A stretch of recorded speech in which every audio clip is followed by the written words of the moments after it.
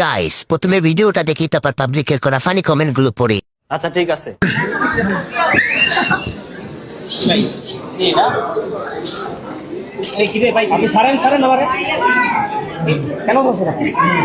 ওরে বাবা রে, তুমি এত পরিশ্রম করবে অথচ তার মূল্য পাবে না, তা হবে না, তা হবে না।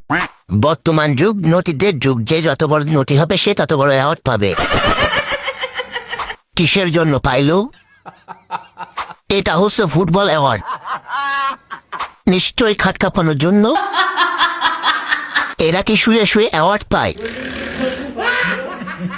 ওই দুইটার জন্য অ্যাওয়ার্ড দিয়েছে মনে হয়। দুধের অ্যাওয়ার্ড পাইছে আরো বড় কর, তাহলে আরো বড় পাইবি মাগি। মারিয়া মিম কে আবার আর ডিম। এরা কি কারণে অ্যাওয়ার্ড পায় আমার মাথায় আসে না। এরা যদি অ্যাওয়ার্ড পায় দৌলদিয়া যৌনকর্মীরা কি দোষ করলো? কিসের ডিভোর্সি অ্যাওয়ার্ড নাকি?